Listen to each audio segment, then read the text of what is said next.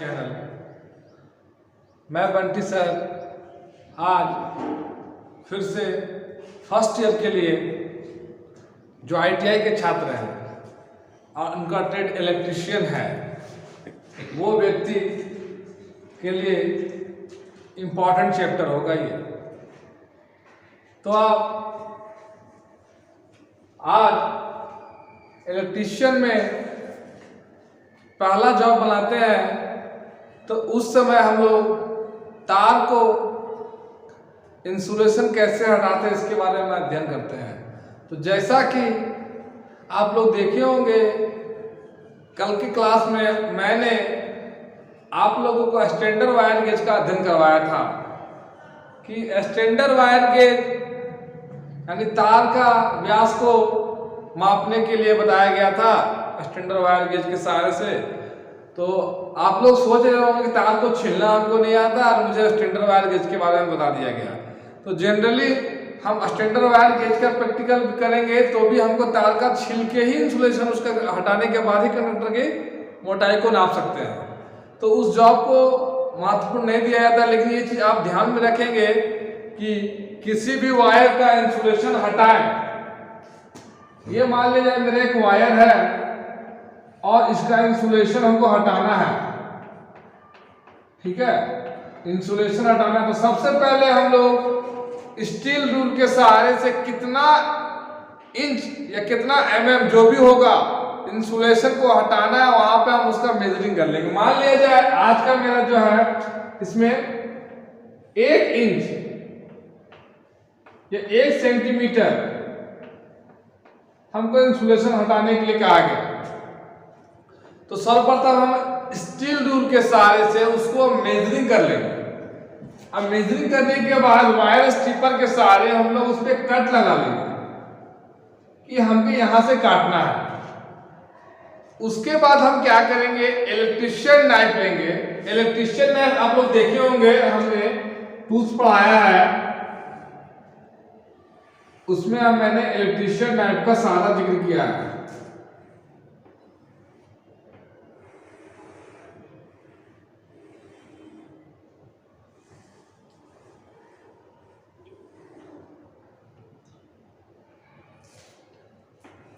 Electrician knife में 2 blade होते हैं, दोनों का अलग अलग कार्य है। एक ब्लेड जो है जो इनका टिप होता है, अंतिम छोर कटिंग जो करता है वो पतले धार का होता है, पतला होता है, जिससे तार का इंसुलेशन को हटाया जाता है। तो हम लोग इसके सहारे अब इसका इंसुलेशन को हटाएंगे। तो हटाते समय जैसे ये तो मुड़ा हुआ रहेगा, ये हम दिखाने के लिए 2 ब्लेड है इसलिए हम खोले, लेकिन ये मुड़ा हुआ रहेगा तो ये मेरा यहाँ पे चला आएगा। चलिए ये यहाँ पे आ गया, अंदर में है। अब इसके हम सीधा करेंगे, यहाँ पे चला आएगा। अब इसको हम लोग इस प्रकार से हटाएंगे। चलिए फिगर और हम ड्रॉ कर रहे हैं, वो आप देखिए।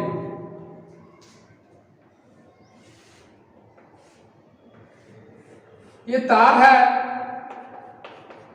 अब क्या हो गया, तार के ऊपर हम लोग इलेक्ट्रीशियन नाइफ को रखेंगे, इसको हम मिटा देते हैं, ठीक है।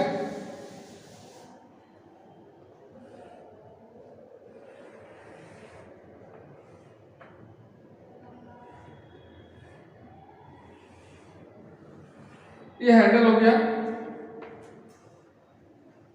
अब हैंडल के से सहारे इसका इंसुलेशन को हटाएंगे। तो ये जो मेरा एंगल जो यहां बनेगा ये इंपॉर्टेंट है। अब ये सवाल भी आता है कि इलेक्ट्रीशियन नाइफ से हम लोग कितने डिग्री पे हम लोग अपना इंसुलेशन को हटाएंगे, ठीक है। तो यहां पे सवाल उठता है 20 डिग्री से 60 डिग्री के बीच में तारों का इंसुलेशन हटाएंगे। ऐसा इसलिए करते हैं क्योंकि इसमें यदि हम लोग 20 डिग्री से इंसुलेशन को हटाएंगे तो तार में किसी प्रकार का कट का निशान नहीं आएगा। तो हम एक अच्छा इंसुलेशन छीलने वाला एक इलेक्ट्रीशियन कहलाएंगे। लेकिन एक्चुअली क्या होता है इसके बीच में, तो इसके बीच में क्या आएगा 45। तो सब लोग तो इसमें छील नहीं पाएंगे और सब लोग इसमें छीलेंगे तो तार खराब भी हो जाएगा। तो इसके बीच में निकाला गया है 45 डिग्री के में जाके हम लोग इंसुलेशन को हटाएंगे। और आंसर यही दिया जाता है। यदि कोई आपसे पूछता है कि तार का इंसुलेशन कितने डिग्री पे हटाएं, तो आप बोल सकते हैं 45 डिग्री पे। यदि कोई दिया हुआ ऑप्शन है कितना से कितना डिग्री के, तो आप 20 से 60 डिग्री का आंसर मानेंगे। ठीक है, ये इंपॉर्टेंट क्वेश्चन है, अक्सर ये आपके इंटरव्यू में पूछे जाएंगे। ये बेसिक है। इस सवाल के लिए किसी इंटरव्यू लेने वाले व्यक्ति को कोई चीज की आवश्यकता नहीं होगी। सिंपल आपके पेपर आप पेन आपके मुंह से पूछ सकते हैं कि आपका तार का इंसुलेशन हटाना है, तो कितने डिग्री पे हम लोग तार का इंसुलेशन को हटाएंगे। तो ये इंपॉर्टेंट हो गया, 20 से 60 डिग्री पे हटाना है, और ये मेरा 45 डिग्री का आंसर हो गया। तो यहाँ हटाते समय ध्यान रखना है कि तार पे कट का निशान नहीं आना चाहिए। अब रही बात, कुछ लोग क्या करते हैं कि सर मैं तो कटर से छील लेता हूं, तो कटर से आप छील लीजिएगा, लेकिन जो NSPF लेवल कहता है कि कटर से आप मान लिया तार छीले, तो छीलना कोई बड़ा बात नहीं है, तार छील लिए। यदि डेली प्रैक्टिस में आप नहीं है ना, तो तार का इंसुलेशन जैसे ही हटाएंगे तो व्यक्ति पकड़ लेगा। तो कैसे पकड़ेगा मैं वो भी आपको दिखा देता हूं। यदि आप इलेक्ट्रीशियन नाइफ से हटा रहे हैं, ठीक है, तो यहाँ पे जैसे हम लोग बचपन में पेंसिल छीलते थे ना, तो यहाँ पे ये डाउन आता था, ये चीज आएगा। यदि कटर के साथ छीलेंगे ना, तो ये चीज नहीं आएगा, पूरा ये इसका प्लेन आएगा आगे वाला। तो हम लोग पकड़ लेते हैं कि ये व्यक्ति जो है कटर का इस्तेमाल किया है। और यहाँ पे कटर का इस्तेमाल करेंगे तो कटर का जो प्रेशर होता है उससे चाले यानी कंडक्टर पे जो दाग पड़ते हैं, उससे जो मेरा एल्युमिनियम का वायर रहेगा तो 2-3 बार मूव करेंगे तो टूट जाएगा। कॉपर में भी उसमें भी कट का निशान आ जाएगा, तो वो तार कमजोर हो जाता है। अक्सर ये चीज आप लोगों को देखने को मिलेगा। तो ये काम हमको नहीं करना है।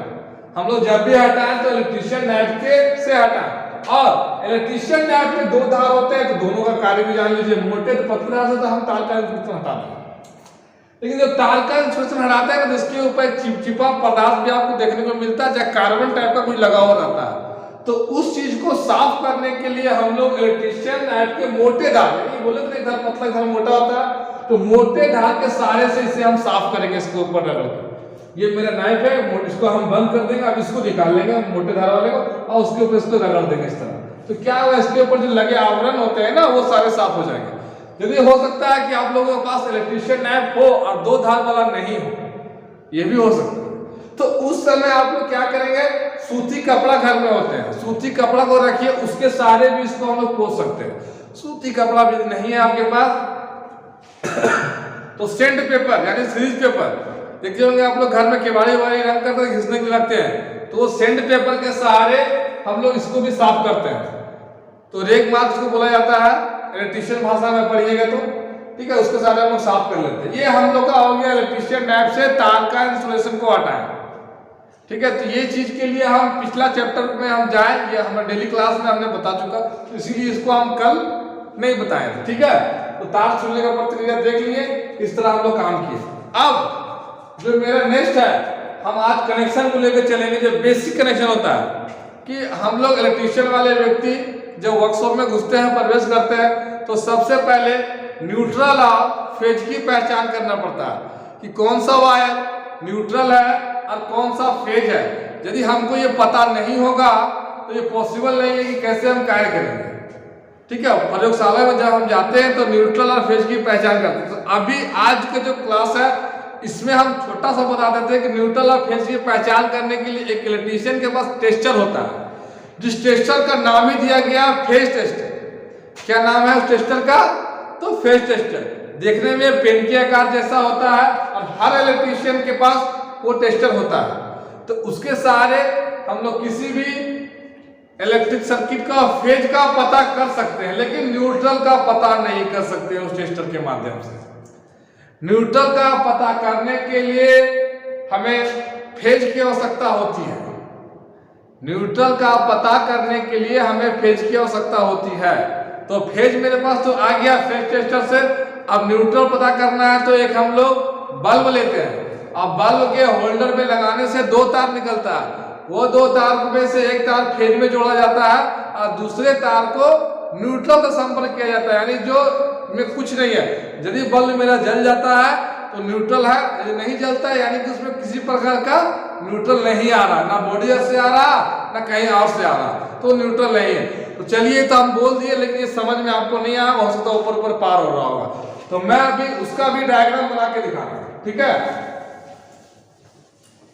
सारा डायग्राम को आप लोग डिनोट करिएगा तभी सॉल्व होगा। हम बोलते जाएंगे, आप रिकॉर्ड नहीं बनाइएगा तो समझ में नहीं आएगा।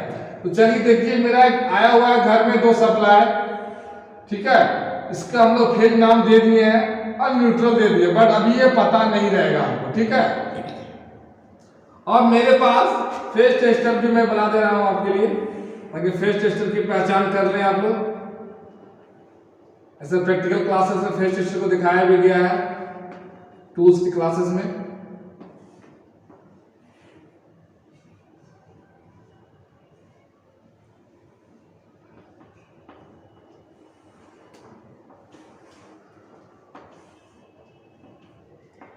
देखिए फेज टेस्टर है ये,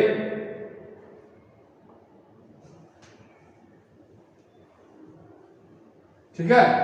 और अभी बोले चला कि फेज टेस्टर मालूम चल रहा है, लेकिन मुझे एक बल्ब की आवश्यकता भी थी कंफर्म करने के लिए। ये बल्ब मैंने लिया और होल्डर मान लिया, होल्डर लगा हुआ है, इससे 2 तार निकला हुआ है, ठीक है।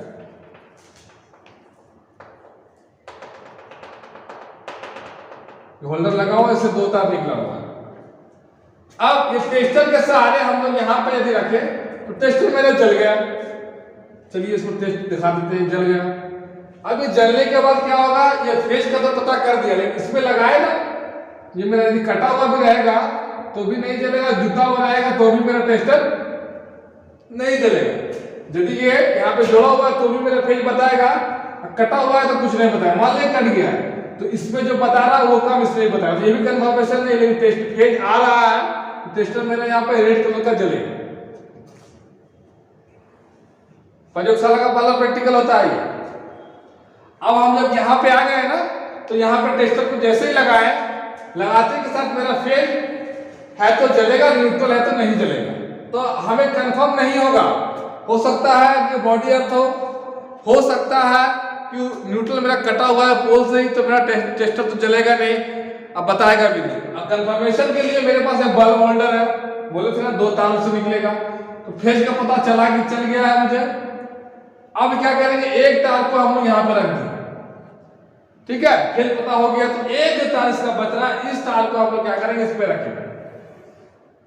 यदि मेरा बल्ब जल उठता है तो कंफर्म हो जाता है कि मेरा ये न्यूट्रल है। क्या बल्ब मेरा जल गया तो कंफर्म है कि न्यूट्रल है। यदि बल्ब नहीं जलता है तो मेरा न्यूट्रल नहीं है।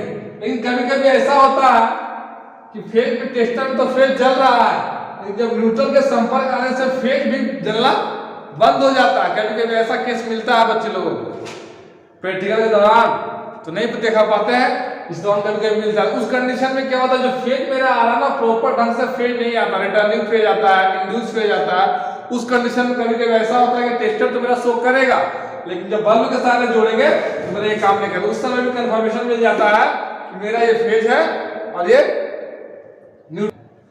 हाँ हेलो, तो बच्चों कुछ बच्चे का कमेंट आ गया था बीच में लाइव क्लासेस में, तो हम रुक गए कि सर ये मान लिया टेस्टर मेरे पास नहीं है तो इस चीज को कैसे पकड़ेंगे बल्ब के माध्यम से कि फेज है। तो आगे मैं जॉब नंबर 16 में मैं जाऊंगा, 16 या 17 मेरा जॉब होगा, उसमें मेरा प्रैक्टिकल है फाइनली कि सर कैसे चेक करेंगे, मेरे पास टेस्टर नहीं है, बल्ब नहीं है, मल्टीमीटर नहीं है, तो और भी टेस्ट है मेरे पास पानी के मल्टीमीटर के सहारे भी टेस्ट होता है फेज न्यूट्रल का, बल्ब के सहारे भी होगा, टेस्टर के सहारे भी होगा, और आपका आलू के सहारे होगा, पोटैटो टेस्टिंग बोलते हैं, और एक ग्लास होता है वाटर ग्लास, ठीक है, एक होता है सोडियम वाटर ग्लास, उसके सहारे भी हम लोग करते हैं। तो ये सब प्रैक्टिकल है, सभी को पता है। लेकिन ऐसा होता है कुछ कुछ सवाल हो सकता है कि टेस्टर मेरे पास नहीं है, बल्ब मेरे पास नहीं है, तब कैसे मालूम करेंगे। तो उस कंडीशन में मेरे पास आलू वाला मेथड है, पोटैटो आपका फिर सोडियम वाला मेथड है, उसके साथ ये गर्म पानी का मेथड है, उसमें भी मालूम कर सकते हैं। ये हो गया न्यूट्रल फेज, और डीसी का भी उसी कंडीशन में है। मान लीजिए न्यूट्रल फेज आ रहा है, न्यूट्रल फेज डीसी में भी तो आता है फेज नेगेटिव, नेगेटिव और पॉजिटिव डीसी में भी तो आता है, उसको भी हमको पता करना होता है प्रयोगशाला में। मान लीजिए आईटीआई में ज्यादातर 16 मोटर मेरा है टोटल, तो मोटामोटी 6 मोटर ऐसा है जो कि डीसी पर ही कार्य करता है। 6 या 2 नया सिलेबस में ऐड हुआ, 8 मोटर ऐसा है जो कि डीसी पर ही कार्य करता है। तो सारे को मुझे सोल्यूशन करना होता है। तो उस कंडीशन में आगे की पढ़ाई यही है। बेसिकली आज फर्स्ट क्लास से यदि आप लोग प्रयोगशाला में एंट्री कर रहे हैं तो हमें कुछ भी मान लो ज्वाइंट भी बनाना है। जब प्रयोगशाला में हम जाते हैं तो न्यूट्रल फेज की पहचान कर ले। क्या हो सकता है रास्ते घाट में आप चल रहे हो तो आप यदि आपके पास आईटीआई का सारा बैग देखेगा कोई, तो आपसे सवाल कर सकता है कि अरे तुम क्लास जाते हो तो क्या पढ़ते हो, न्यूट्रल फेज के बारे में जान रहे हो। तो पहला क्लास में हम बच्चे लोगों को छोटा सा बेसिक पॉइंट दे देते हैं ताकि कुछ मेरा बच्चा 1-2 क्लास भी किया हुआ है तो ये सारा के बारे में बता सकता है। बेसिक क्लास ये मेरा हो गया न्यूट्रल फेज का परिचय, ये मेरा ये क्लास था। अब मेरे पास ज्वाइंट का प्रैक्टिकल इसके बाद आएगा। मेरे वायर गेज से हमने मेजरिंग कर लिया तो मेरे पास का जो प्रैक्टिकल है वो ज्वाइंट है कि तार को ज्वाइंट कैसे करना है। तो ज्वाइंट जैसे कि 3-20 का होगा, 1-18 का होगा, 7-20 का होगा, सारे का स्ट्रेट ज्वाइंट होगा, सारे का टी ज्वाइंट होगा, ठीक है, तो वो भी करना है। तो आज हम प्रयोगशाला का जो पहला प्रैक्टिकल था न्यूट्रल फेज, उससे हम एक कनेक्शन बताएंगे आपको, ठीक है, जो कि 2-3 तरह से होगा, ठीक है। तो पहले इससे पहले आपको स्विच की पहचान होनी चाहिए कि हम लोग पढ़ने जा रहे हैं तो स्विच को बोलता है स्विच क्या है, तो स्विच किसे कहते हैं पहले ये आपको मालूम होना चाहिए। स्विच का क्या काम है, स्विच किस चीज का बना होता है, तभी ना आगे हम काम करेंगे। चलिए हम बता देते हैं स्विच का सिंबल क्या होता है। और आप लोग सिंबल पे ज्यादा फोकस कीजिए, सिंबल पे फोकस नहीं करेंगे क्लास समझ में नहीं आएगा, हम चाहकर भी कुछ नहीं कर सकेंगे, ठीक है। जैसे कि अभी हम स्विच के बारे में चर्चा कर रहे थे तो स्विच का जनरल सिंबल देखिए 1 वे स्विच, अभी हम बता रहे हैं आपको। ये मेरा 1 वे स्विच हो गया। अब मेरा 2 वे स्विच भी होगा तो सेम इसी तरह का होगा 2 वे स्विच। 2 वे स्विच में 2 निकला हुआ रहेगा। फिर इसका आता है इंटरमीडिएट, तो उसमें क्या होगा 3 निकला हुआ होगा। ये हो गया 1 वे, 2 वे, इंटरमीडिएट। तो जनरली आपको 1 वे 2 स्विच होता है उसके बारे में बता रहा हूँ। स्विच, तो स्विच किसे कहते हैं, डिफिनेशन ये आता है आपके पास पहला क्वेश्चन। तो आप बोलिएगा ऐसा उपकरण किसी इलेक्ट्रिक सर्किट को कंट्रोल करने के लिए जो उपकरण लगाया जाता है उसे हम स्विच कहते हैं, चाहे वो 1 वे हो या 2 वे हो या इंटरमीडिएट हो या फिर ICTP स्विच हो, ICTP हो, स्टार डेल्टा का हो, डेल्टा का हो या फिर 3 पॉइंट हो, 2 पॉइंट हो, उससे कोई मतलब हमको नहीं है। वैसा उपकरण जिससे किसी उपकरण को कंट्रोल कर सके उसे हम स्विच कहते हैं। कोई भी उपकरण हो उसे हम कंट्रोल करते हैं तो उस उपकरण का नाम जनरली स्विच हुआ। अब स्विच के भी प्रकार होते हैं, कहा मैंने 3 प्रकार हमने दिखाया, 1 वे स्विच, 2 वे स्विच, इंटरमीडिएट स्विच। अब क्या होता है पावर बोर्ड में हम जाते हैं तो मेरे पास आता है ICTP मेन स्विच, 2 पोल वाला main switch, iron clad double pole main switch या फिर ICTP मेन स्विच भी आता है। अब क्या होता है किसी मोटर को कंट्रोल करने की बात आती है तो वहां पर भी हम लोग मेन स्विच के लगाने के बाद स्टार्टर को लगाते हैं। डीसी में चलेंगे तो 3 स्टार्टर लगाते हैं, 2 point starter, 3 point starter, 4 point starter. फिर मैं आगे चलता हूँ AC के बात करता हूँ उसमें स्टार्टर लगता है, starter, DOL starter, delta starter, automatic starter, auto transformer starter, rheostat starter, बहुत तरह का स्टार्टर आता है। तो सारे जो है ये सब स्विच के प्रकार हैं, लेकिन स्विच किसे कहते हैं डिफिनेशन वही है, किसी इलेक्ट्रिकल उपकरण को कंट्रोल करे उसे हम स्विच कहते हैं। डिफिनेशन में यही कहेंगे। स्विच जानना है तो अभी सिंबल भी उसका ये हो गया, लेकिन क्या होता है अभी हम जब सिंबल को चेंज कर देंगे, थोड़ा आप लोगों को लगेगा कि सर सिंबल चेंज कर दिया, तो देखिए हम सिंबल को चेंज कर देते हैं। क्या होता है वायरिंग को जब क्लास हम लोग लेते हैं तो सिंबल को चेंज करके ही बताना है कि उसमें सिंबल बनाएंगे तो लोगों को कंफ्यूज जाता हो, बट रहेगा वही चीज।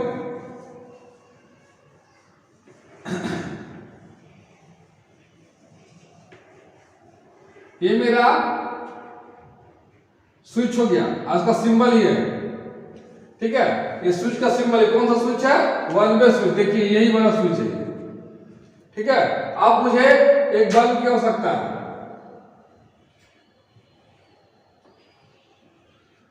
ठीक है। अब इसे जलाना है बल्ब को तो सर्वप्रथम हमें फेज और न्यूट्रल दोनों की आवश्यकता होती है। तो फेज हमारा हम डिनोट करते हैं रेड वायर से, करना चाहिए भी रेड से, ठीक है। और इसे हम लोग न्यूट्रल से डिनोट करते हैं। ये क्या होना चाहिए, ब्लैक फेज है। फेज सप्लाई हमेशा इलेक्ट्रिशियन वाले व्यक्ति जान लीजिए, फेज सप्लाई हमेशा स्विच के नीचे वाले टर्मिनल में दिया जाता है, चाहे वो मेन स्विच हो। मेन स्विच में क्या होता है ना कि कुछ लोग के हिसाब से मेन स्विच का सप्लाई ऊपर से आता है, तो हम लोग ऊपर आके जोड़ दे सर, आसान होगा। आसान तो होगा, ये सच्चाई भी है, लेकिन जो सिस्टम कहता है कि नीचे डालना है तो नीचे डालेंगे। नीचे में क्या होता है कि एक अंतिम छोर में आके वो अटक जाता है। इसी कारण से हम लोग स्विच के नीचे वाले टर्मिनल में फेज सप्लाई को हम लोग डालेंगे। तो अब चलिए फेज सप्लाई को यहां से निकालने के बाद वन में स्विच नीचे वाले टर्मिनल में डाल दें। तो मेरा ये काम तो यहां तक हो गया, लेकिन बल्ब को जलने के लिए क्या न्यूट्रल भी चाहिए ना जी। बिना न्यूट्रल को पॉसिबल नहीं है बल्ब जलेगा। तो न्यूट्रल सप्लाई को भी हम लोग बल्ब में जोड़ देते हैं। बल्ब में न्यूट्रल जोड़ दिए, तो स्विच में मेरा फेज आ चुका था। अब स्विच का फेज को हमको बल्ब से कंट्रोल करना है, ठीक है। तो ये बल्ब को यहाँ पे लाके जोड़ दिए। अब क्या हो गया, बल्ब जल रहा है क्या, नहीं जल रहा। देखिए न्यूट्रल सप्लाई यहाँ तक आकर रुका हुआ बल्ब में, फेज सप्लाई इस माध्यम से यहाँ तक आकर रुका, लेकिन ये स्विच ऑन नहीं है। तो स्विच को ऑन करेंगे, तो स्विच को ऑन जैसे ही करेंगे संपर्क को बना लेगा। इस संपर्क को बनाया और मेरा बल्ब जल उठा, ठीक है। तो बल्ब जल उठा और मेरा स्विच भी चालू हो गया। ये अब क्या हो गया, पहले तो था सीरीज अवस्था में, लेकिन जैसे ऑन किया मेरा हो गया पैरेलल अवस्था में, ठीक है। जैसे ऑन किया हो गया पैरेलल अवस्था में। तो लोग कंफ्यूजन में रहते हैं कि स्विच कहाँ लगता है विद्युत धारा के। स्विच विद्युत धारा के सीरीज करंट में लगता है, लेकिन जब ऑन होते के साथ तो सर्किट को पूरा जैसे किया वो पैरेलल में खुद हो गया। स्विच लगता कहाँ सीरीज अवस्था में, जैसे ऑन हुआ वो पैरेलल अवस्था में हो जाता है, ठीक है। जिस प्रकार मेरा ये बेसिक जो फर्स्ट ईयर वाले बच्चे के लिए था वो आज हमने पूरा कर दिया। तो देख लिए आप, एक स्विच से एक बल्ब को भी कंट्रोल किए, न्यूट्रल को पहचाने। और मेरा प्रयोगशाला में जैसे इन करने के साथ कुछ बच्चे का कमेंट था कि सर जो आप नाइफ को वायर गेज का जो डिफिनेशन दिए और नापे, तो तार को तो पहले इंसुलेशन को हटाएंगे, तो इंसुलेशन कैसे है उसका भी मैंने आज वर्णन कर दिया आप लोगों को।